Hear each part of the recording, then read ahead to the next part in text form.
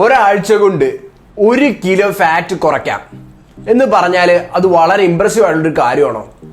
നിങ്ങൾ പലരും ചിന്തിക്കുന്നത് ഇത് ഇത്ര വലിയ കാര്യമൊന്നുമല്ലോ, 1 കിലോ ഒരാഴ്ച കൊണ്ടല്ലേ, ഇതൊക്കെ സിമ്പിൾ ഈസി പീസി എന്നായിരിക്കും ചിന്തിക്കുന്നത്.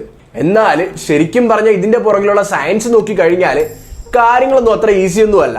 നിങ്ങൾക്ക് 1 കിലോ ഫാറ്റ് കുറയ്ക്കണമെങ്കിൽ നിങ്ങൾ ഏകദേശം 7700 കാലറീസ് ഡെഫിസിറ്റിൽ വരണം. അപ്പോൾ ഒരാഴ്ച നിങ്ങൾ 7700 കാലറീസ് ഡെഫിസിറ്റിൽ വരണമെങ്കിൽ ഓൾമോസ്റ്റ് 1100 കാലറീസ് പെർ ഡേ ഡെഫിസിറ്റിലായിരിക്കണം. അപ്പൊ നിങ്ങൾ ചിന്തിക്കുന്നുണ്ടാവും, ഓക്കെ അതിനിപ്പോ എന്താ 1100 കാലറീസ് ഒരു ദിവസം ഡെഫിസിറ്റിൽ നിന്നാ പോരെന്ന്. അവിടെയാണ് ഒരു ചെറിയ പ്രശ്നമുള്ളത്. നമ്മുടെ ഇന്ത്യയിൽ 1800 കാലറീസ് ആണ് ഒരു ആവറേജ് വുമൻ പെർ ഡേ കഴിക്കുന്നത്.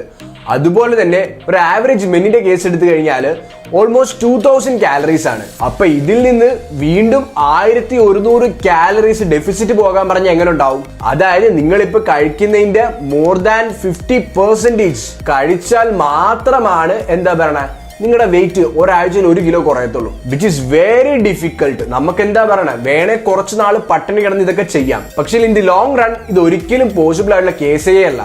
അപ്പൊ ചിലരൊക്കെ വിചാരിക്കുന്നുണ്ടാവും, ഞാൻ ഇതുപോലെ കാർണിവോർ ഡയറ്റ് എടുത്ത് അല്ലെങ്കിൽ കീറ്റോ ഡയറ്റ് ഒക്കെ എടുത്തപ്പോൾ എന്റെ വെയിറ്റ് എന്താ പറഞ്ഞാൽ ഒരാഴ്ചയല്ല 5 ദിവസം കൊണ്ട് 1 കിലോ കുറഞ്ഞ്.